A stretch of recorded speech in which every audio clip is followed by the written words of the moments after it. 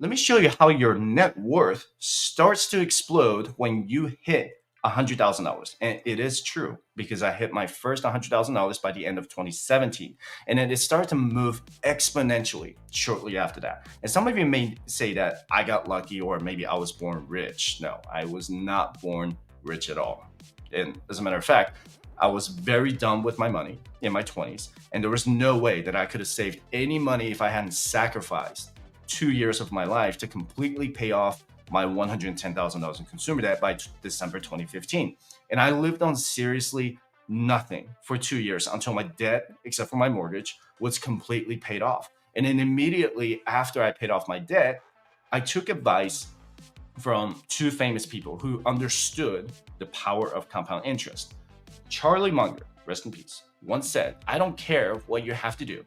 Find a way to get your hands on $100,000. And Warren Buffett said in an interview in 2017 to consistently buy an S&P 500 low-cost index fund and keep buying it through thick and thin, and especially through thin, okay? So I did whatever I could to increase my income to achieve my first $100,000. And this is not financial advice, but just to show you what I did. My very first index fund in 2016 was VOO, or Vanguard S&P 500 ETF. And the share price at the time was about $170 a share.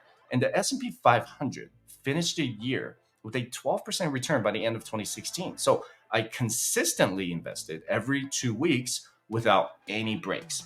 I did not care when there was a stock market correction. I just bought more shares every other Friday. Why every other Friday? Because that's when I got my paycheck, right? So I was really encouraged when VOO finished with a 21% return by the end of 2017. And I was thinking, well, the stock market can only go up, right? And it's just gonna keep going up.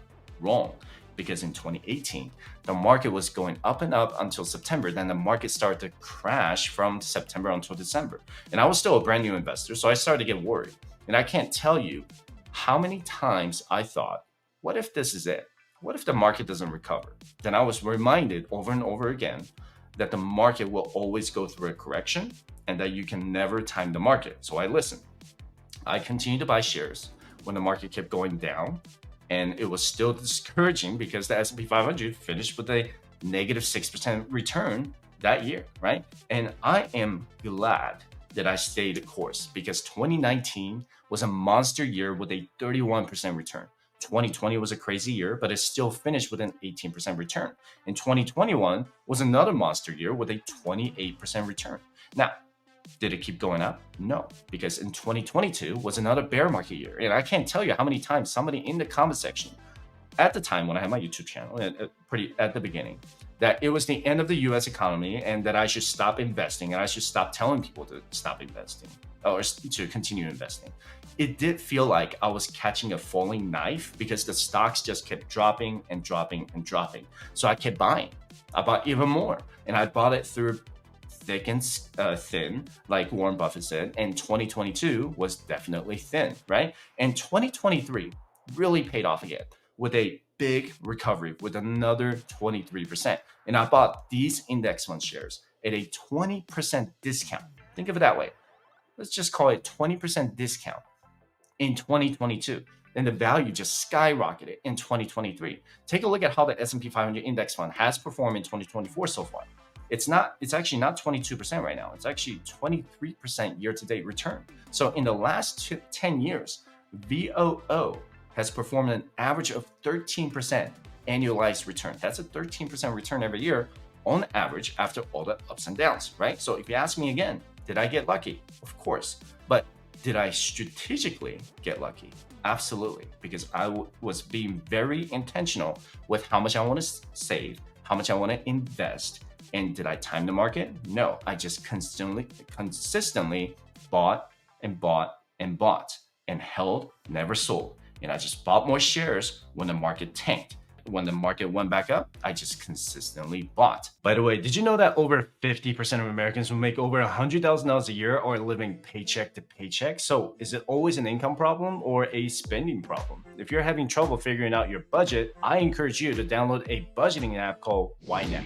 YNAB stands for You Need a Budget. That's right. Whether you make $50,000 a year or $300,000 a year, every one of you needs to create a budget to achieve financial independence. You need to give every dollar a job so that you can be more intentional with your savings and spending. You can get a free trial without any credit card information by using the link in the description below. So for the sake of this exercise, I'm going to bring it down to 8% just to be conservative. So if you invest $1,000 a month or $12,000 a year with an 8% average annual return, it'll take you about 7 years to hit your first $100,000. And assuming that you consistently invest $1,000 a month, you're going to hit $200,000 in just over 4 years. Why so fast? Because your 8% interest will compound on that $100,000 in balance, which speeds up the process. Then it's just going to take another 3 years to hit $300,000. You see how fast it compounds after hitting $100,000 and then $200,000, right? So in just over 2 years, it goes from $300,000 to $400,000.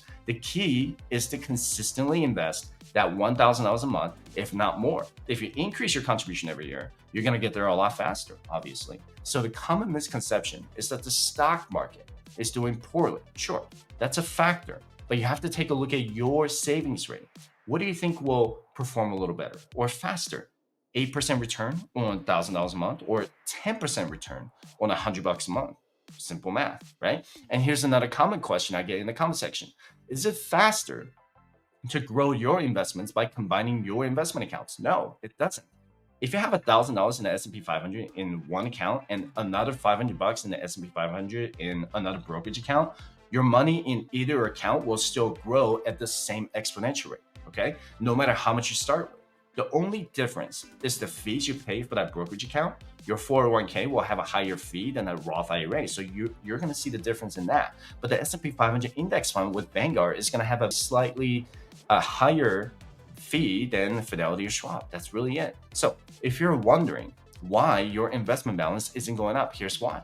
You're simply not saving enough. Now, you may say, thank you, Captain Obvious. Or some of you watching this might want to make a comment that this is basic math. But listen, some people were never taught this, and that's why I'm going to go through it. Kudos to you if you already know it. And I know I sound like I'm stating the obvious, but people often blame it on the stock market return or the investment fees, when in reality, their savings rate is far too low. So let's start with $1,000. When you make a 10% return, you finish the year with $1,100, right? And I'm doing this to keep things simple. And I know it's not always going to be a perfect 10% every year. I get it, all right?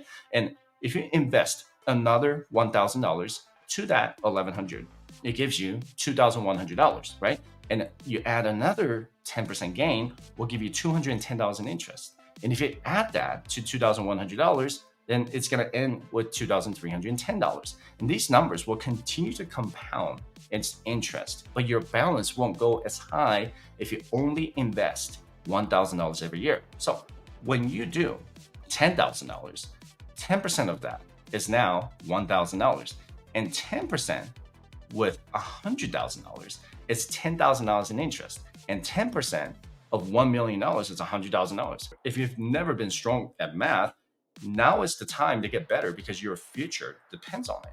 And every dollar you put in now will have exponential growth in the future, no matter how many accounts that you have. When people complain that the rich are getting richer, that is a true statement. Because of the compounding growth in their investments, they will get richer. And having a $1 million investment with a 10% return is $100,000. Having a $10 million investment with a 10% return, it's $1 million. And like Charlie Munger said, the first $100,000 is a word that rhymes with bish, and you have to do whatever it takes to get to that $100,000 as quickly as you can. And I started with my 401k employer match. In my case, at the time, back in 2017, I had to invest at least 8% in my 401k to get my employer to contribute 4%. So I invested up to my 401k employer match. You need to find out how much your employer is willing to contribute. The next step I did was to max out my HSA and Roth IRA. And you can do the same by opening a Roth IRA with any broker. And if you're brand new to this, find a broker that's been around for a long time with good credibility.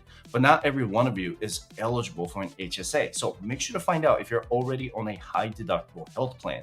And just by maxing out your Roth IRA and HSA will put you pretty close to $1,000 a month. So it's time for you to stop complaining and get it done. It's not the government's fault that your investment balance isn't going up.